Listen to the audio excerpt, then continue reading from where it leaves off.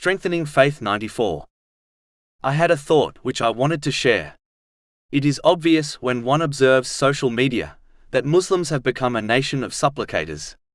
Countless posts and videos can be observed which reference supplications found within Islamic teachings. Even though supplicating to Allah, the Exalted, plays an important role in Islam, yet many have overlooked the fact that for supplications to be effective, they must be coupled with sincere actions. The supplications in the Holy Quran and the traditions of the Holy Prophet Muhammad, peace and blessings be upon him, are always coupled with sincere actions.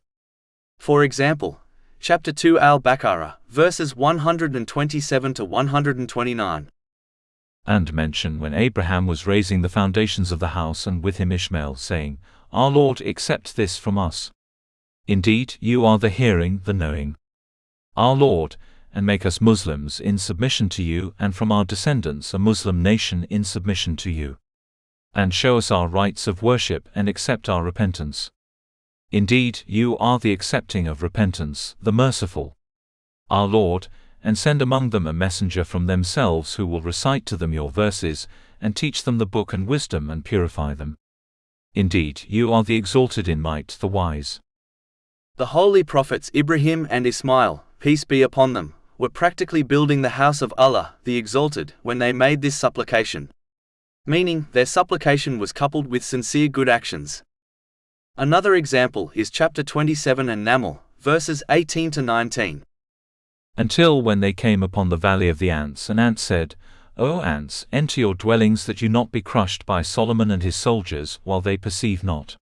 So Solomon smiled, amused at her speech, and said, My Lord, enable me to be grateful for your favor which you have bestowed upon me and upon my parents, and to do righteousness of which you approve. And admit me by your mercy into the ranks of your righteous servants.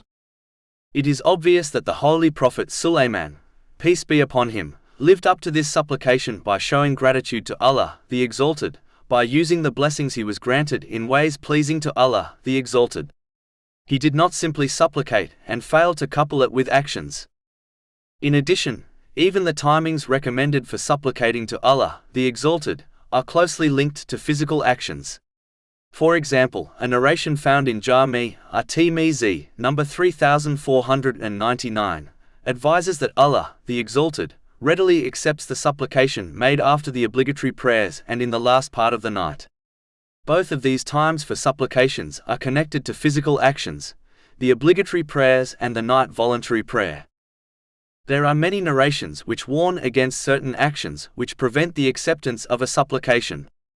For example, a narration found in Jami' at-Tirmidhi, number 2989, clearly warns that the supplication of a person who earns and consumes the unlawful will never be accepted.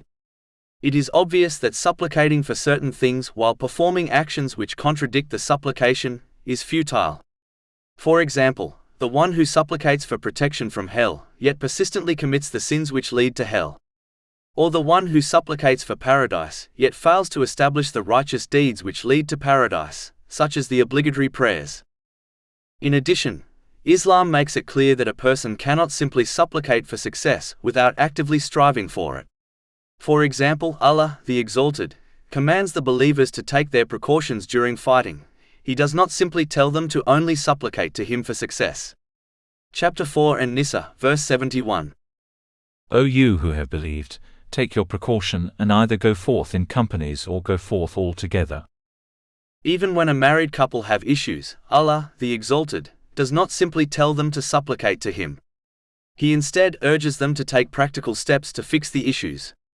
Chapter 4 and Nisa, verse 35. And if you fear dissension between the two, send an arbitrator from his people and an arbitrator from her people. If they both desire reconciliation, Allah will cause it between them. Indeed, Allah is ever knowing and aware. Even the greatest and most recited supplication is actively recited during every cycle of the prayer, thereby indicating that supplications must be coupled with sincere actions in order to be effective. Chapter 1 Al-Fatiha, verses 5 to 7. It is you we worship and you we ask for help. Guide us to the straight path. The path of those upon whom you have bestowed favor, not of those who have earned your anger or of those who are astray. This discussion so far makes it clear that supplication by itself is not effective, unless it is coupled with sincere actions. This is clear when one observes the attitude and behavior of the Holy Prophet Muhammad, peace and blessings be upon him, and his companions, may Allah be pleased with them. Therefore, one should utilize supplications correctly by supporting them with sincere and righteous actions.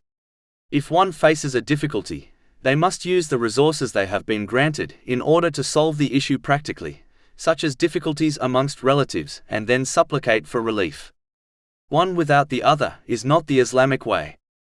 A sick person should seek medical advice and take medicine according to the teachings of Islam, and also supplicate for relief. A person desiring a child must get married first and try having a child with their spouse, and then supplicate for it to occur.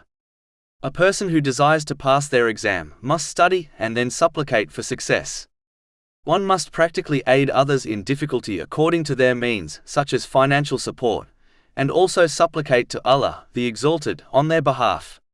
One must adhere to the sincere obedience of Allah, the Exalted, by using the blessings He has granted them in ways pleasing to Him, as outlined in the Holy Quran and the traditions of the Holy Prophet Muhammad, peace and blessings be upon him, then supplicate for good things in both worlds. Unfortunately, becoming a lazy nation of supplicators who fail to couple their supplications with sincere and righteous actions is one of the major reasons why the Islamic nation as a whole and the faith of the individual Muslims has dramatically weakened over time.